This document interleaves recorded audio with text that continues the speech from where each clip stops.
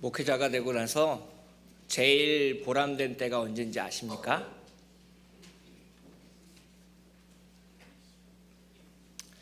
목회자가 되고 나서 가장 보람된 시간은 언제냐면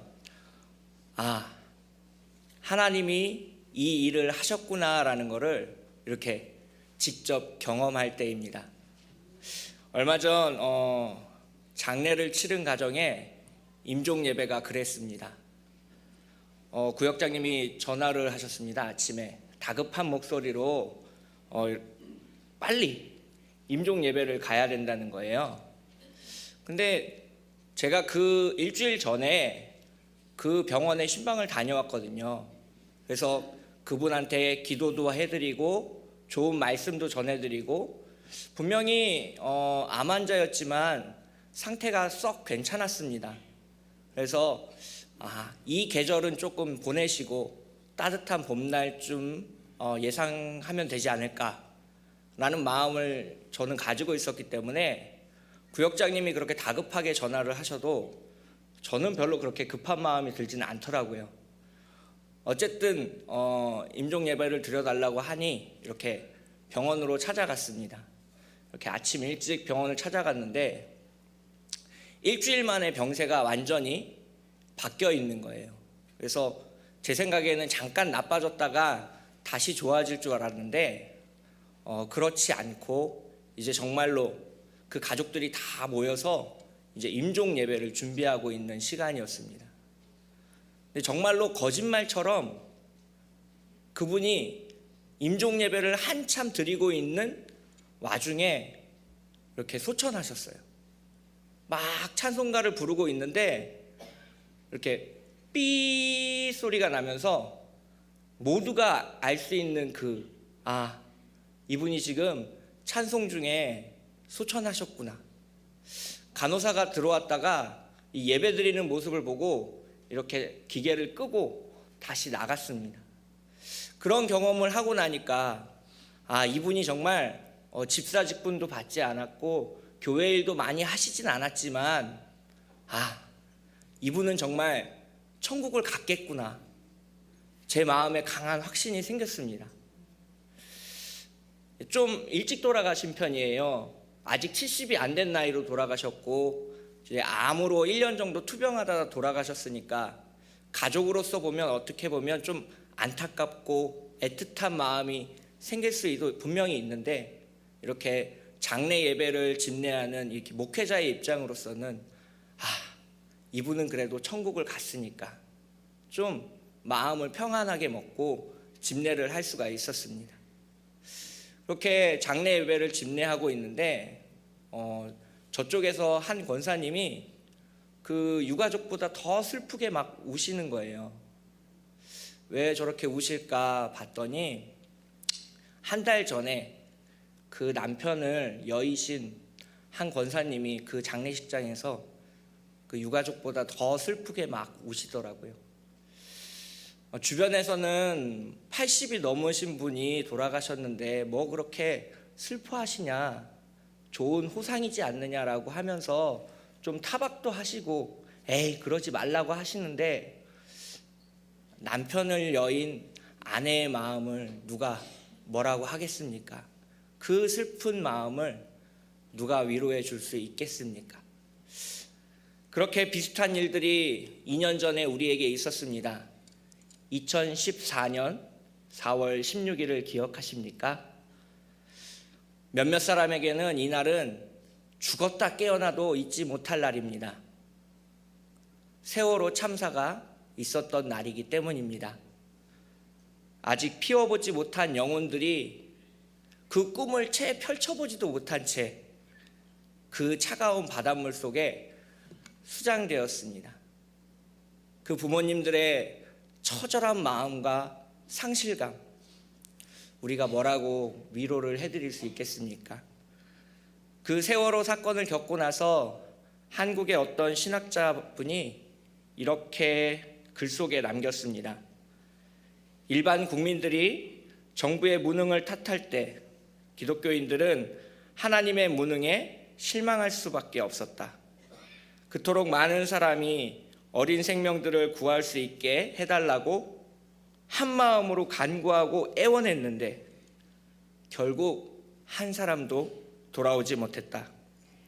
기독교인이든 아니든 온 국민이 가라앉은 배를 보면서 기적이 일어날 거라고 희망의 끈을 놓지 않았건만 전능하신 하나님은 도대체 무엇을 하고 계셨는지 모르겠다. 자녀를 잃은 부모의 심정으로 그 신학자분은 이렇게 질문하셨습니다. 하나님, 도대체 어디에 계십니까? 이처럼 큰 슬픔을 눈앞에 두고 우리는 하나님께 질문합니다. 왜 데려가셨나요? 왜 제 기도에 응답하시지 않았나요? 왜 살려달라고 말하는 우리의 간절한 기도에 하나님 침묵하셨나요? 이 문제를 주님께서는 해결해 주실 수 있지 않으셨습니까? 왜? 라고 질문하면서 잠들지 못하는 밤을 고통을 당한 사람은 그렇게 천장을 바라보면서 질문하고 애통하고 부르짖고 가슴을 후벼파고 하나님이 대답 좀 해달라고, 나의 이 간절한 기도에 응답 좀 해달라고 밤새 잠을 이루지 못하면서 기도합니다. 그러나 하나님은 그런 상황 속에서는 아주 철저하게, 아주 매정하게 침묵하십니다. 어쩌면 하나님이 이러실 수 있을까 싶을 정도로 하나님은 우리에게 아무런 응답도 하지 않으시고 우리에게 아무것도 보여주지 않으시고 그저 침묵하고 계십니다. 믿음이 연약한 사람들은 차라리 하나님이 없다라고 믿는 게 낫다라고 생각할 만큼 절박하고 좌절하는 심정을 겪기도 합니다. 하나님이 기도에 침묵하실 때라는 책을 쓴 제럴드 시처도 같은 마음이었습니다. 그는 매일 가족들의 안전을 위해서 습관처럼 아침에 일어나서 기도하고 밤에 잠들기 전에 기도했습니다.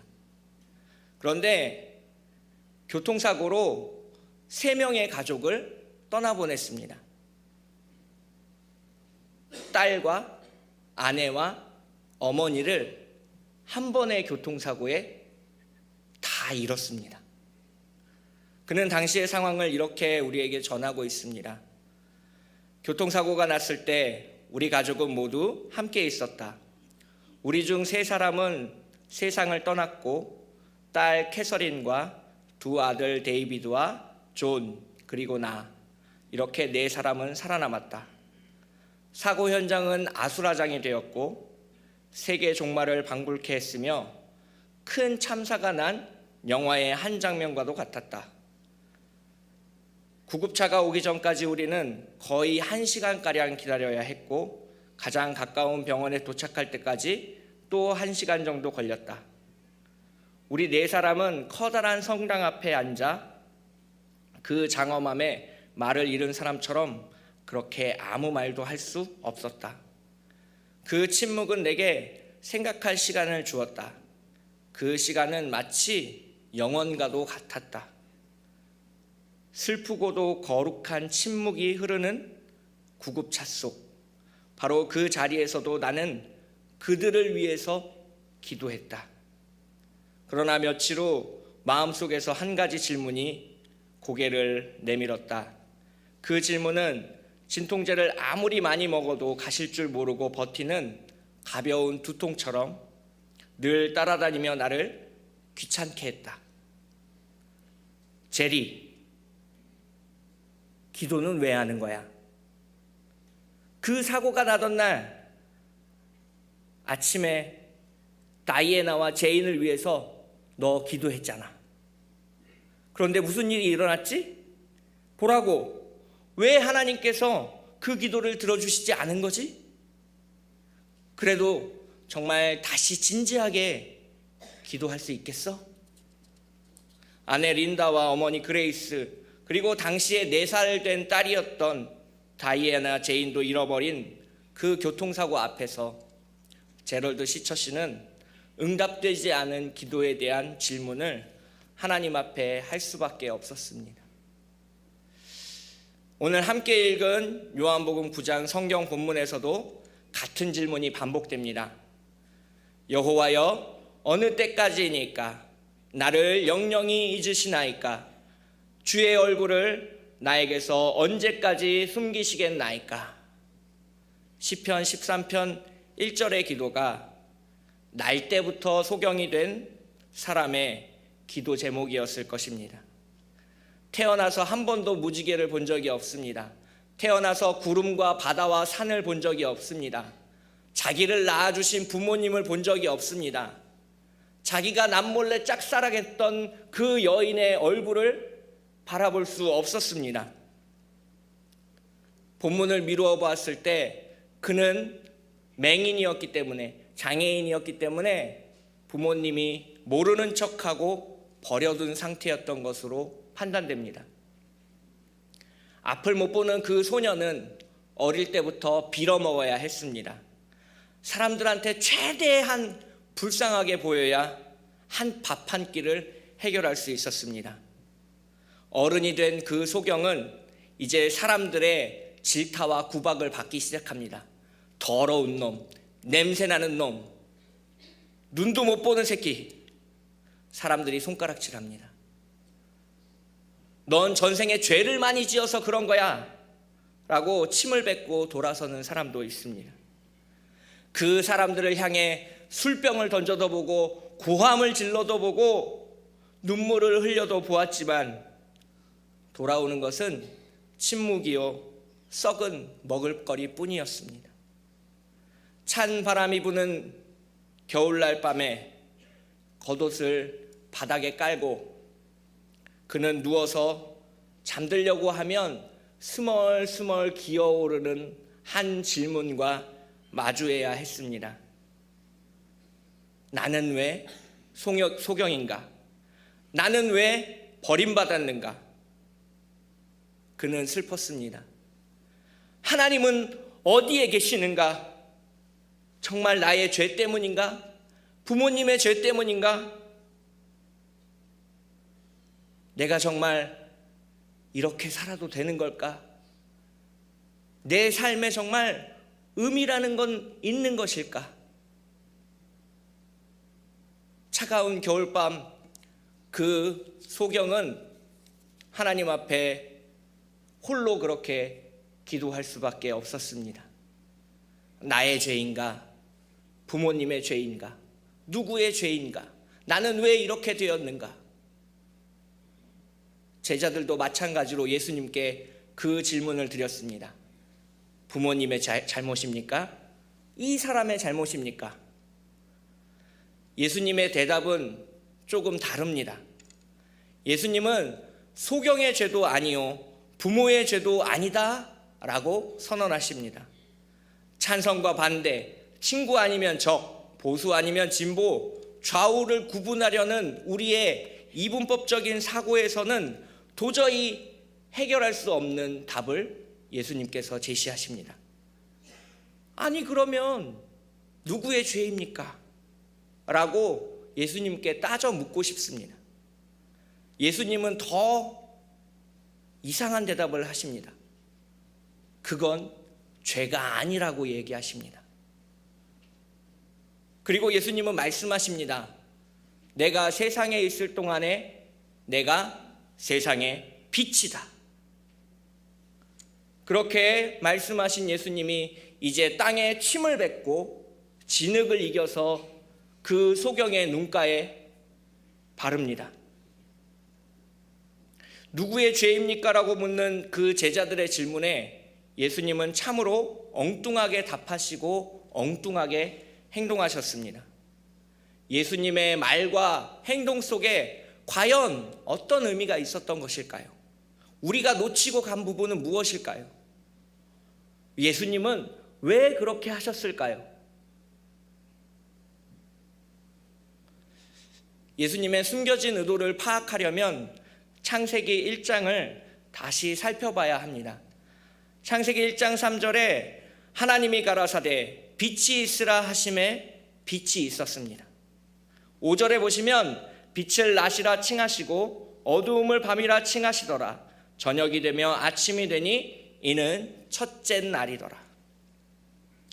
요한복음에 따르면 말씀으로 오신 이 예수 그리스도는 독생하신 하나님의 아들로서 시력을 가질 수 없는, 처음부터 시력이 없었던 무의 상태, nothing의 상태에 있었던 그 소경을 향해서 창조의 사역을 펼치십니다. 그 소경이 볼 수 있게 하셨고, 그 소경에게 눈을 주셨고, 그 소경에게 시력을 되찾아 주셨습니다. 예수님이 진흙을 침으로 이겨 바르는 그 장면에서 창세기 2장 7절에 여호와 하나님이 흙으로 사람을 지으시고 생기를 그 코에 불어넣으시니 사람이 생명이 된지라 라는 말씀을 자연스럽게 떠올리게 합니다. 예수님은 태어나면서부터 앞을 볼 수 없는 소경을 재창조하셨습니다. 온전한 사람으로 만드셨습니다. 절름발이가 아니고 남들이 병신이라고 말하는 그 사람이 아니라 온전한 한 사람, 의미가 있는 한 사람으로 다시 그 소경을 일으켜 세우셨고 다시 만드셨습니다. 마치 아담이 선악과를 따먹기 이전, 아직 인간에게 죄가 없었던 상태로 소경을 되돌리셨습니다. 그래서 소경이 나면서부터 눈이 먼 것은 자신의 죄도 아니요 부모의 죄도 아니요 하나님의 하시는 일, 하나님의 사역 때문이다라고 대답을 하셨습니다. 여기에서 나오는 이 하나님의 사역은 창조 사역을 가리킵니다. 세상을 만든 사역입니다. 우리를 온전하게 회복시키는 사역입니다. 우리를 구원시키는 일입니다.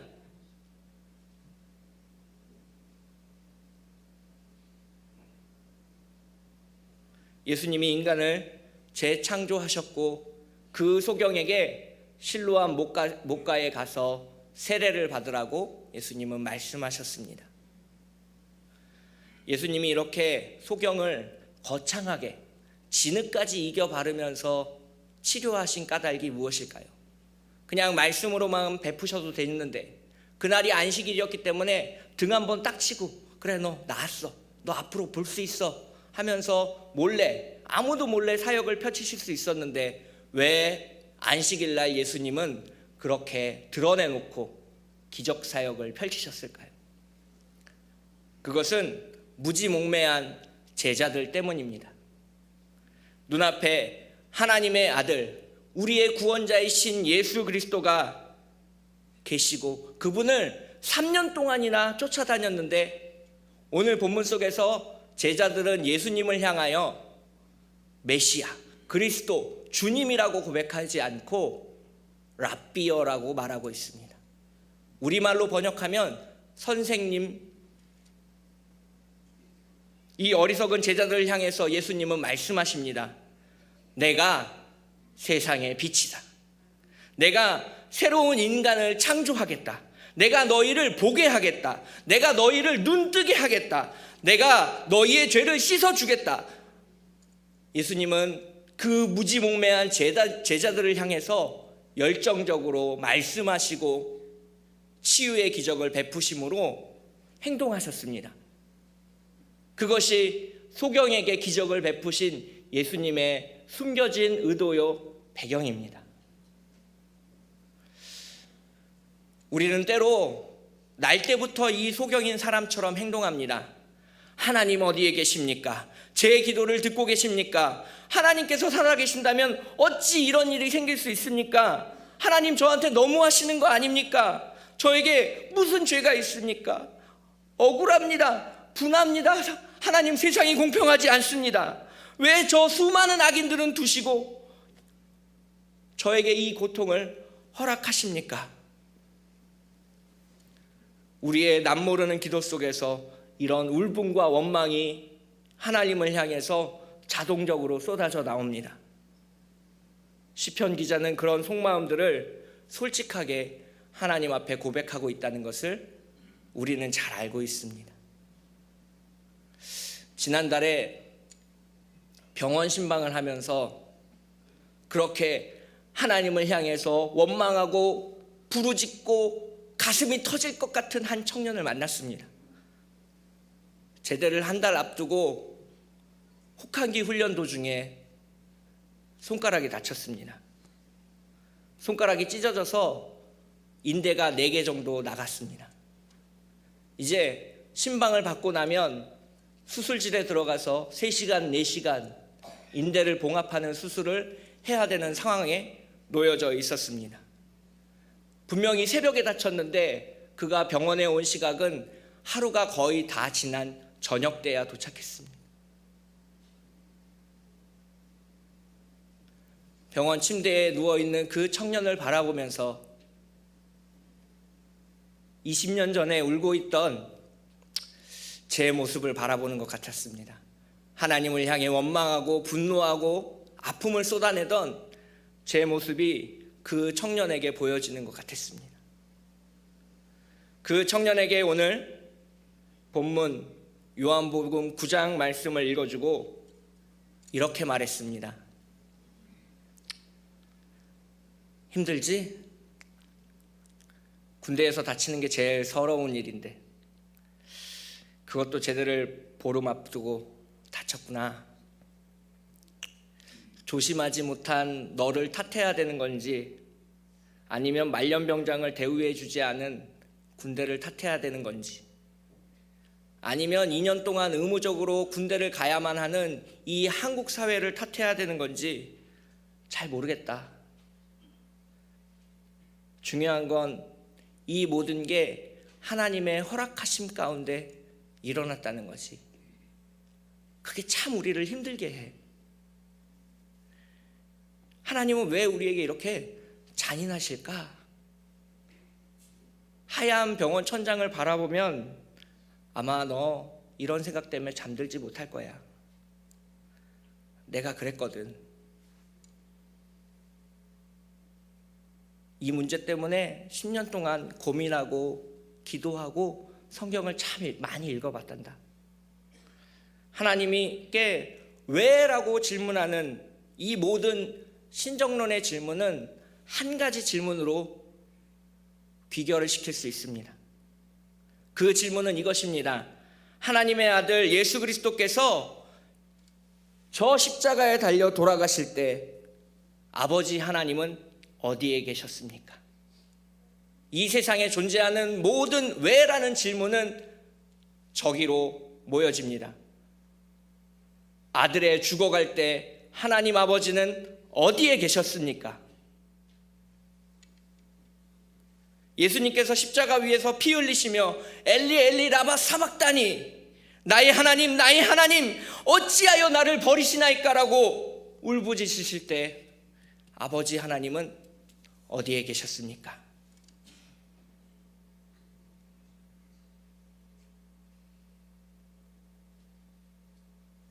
제가 내린 결론은 그렇습니다. 아버지 하나님께서는 십자가 바로 옆에서 울고 계셨단다. 아들이 죽어가는 그 처참한 광경을 보면서 하나님께서 눈물을 흘리고 계셨단다. 소리내어 울지도 못하고 이불을 뒤집어 쓰고 베개로 입을 쳐맞고 흐느끼지도 못하고 하나님께서 울고 계셨단다. 하나님은 우리의 고통에 매정한 분이 아니시란다. 하나님은 우리를 사랑하시기 때문에 우리의 고통에 누구보다도 더 가슴 아파하시며 눈물 흘리시며 원통해 하시는 분이 바로 하나님 아버지시란다. 아들을 내어버리는 하나님 아버지의 고통을 네가 알고 있니? 우리의 죄를 씻어주기 위해서 우리의 사랑을 완성시키기 위해서 증명해주기 위해서 아들을 버려야 하는 그 아버지의 슬픔, 역사 속에 비정한 하나님 아버지로 남아야 하는 그 모욕을 참고 견디는 하나님 아버지의 답답함, 예수님도 잘 알고 계셨습니다. 하나님 아버지의 그 사랑을, 모든 죄인을 용서해야 되는 이 하나님 아버지와 예수 그리스도와 성령님의 이 구속사역은 그렇게 힘들고 어렵고 눈물나게 탄생하는 것입니다. 지금도 그 하나님은 우리 곁에서 울고 계십니다. 금요 심야 기도 때, 새벽 기도 때 울부짖는 우리 옆에 서서 함께 울어주고 계십니다. 로마서 8장 26절엔 이렇게 나와 있습니다. 이와 같이 성령도 우리의 연약함을 도우시나니 우리는 마땅히 기도할 바를 알지 못하나 오직 말할 수 없는 탄식으로 우리를 위하여 친히 간구하시느니라. 성령 하나님께서 우리 곁에서 울고 계십니다. 우리의 눈물 때문에, 우리의 아픔 때문에, 우리의 고통 때문에 성령 하나님께서 울고 계십니다. 우리의 기도 제목을 들어줄 수 없기 때문에 울고 계십니다. 우리를 위한 가장 선한 것이 그 기도 제목대로 하는 게 아니기 때문에 울고 계신 것입니다. 우리의 마음을 몰라주기 때문에, 하나님 아버지의 마음을 우리가 너무나도 몰라주기 때문에 하나님께서 우리의 곁에서 그렇게 통곡하고 계십니다.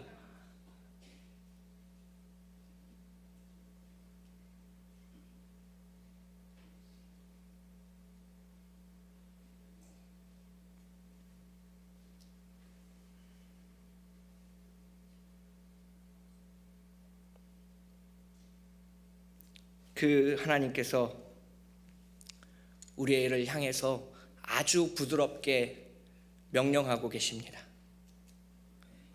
너희를 박해하는 자를 축복하라. 축복하고 저주하지 말라.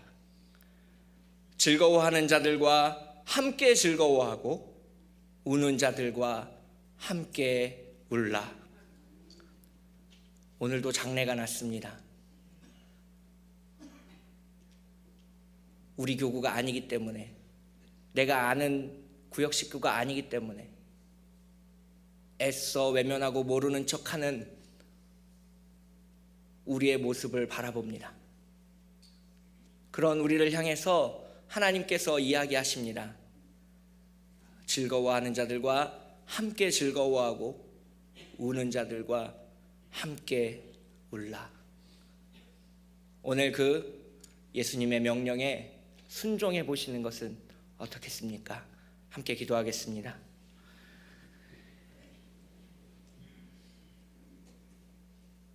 하나님,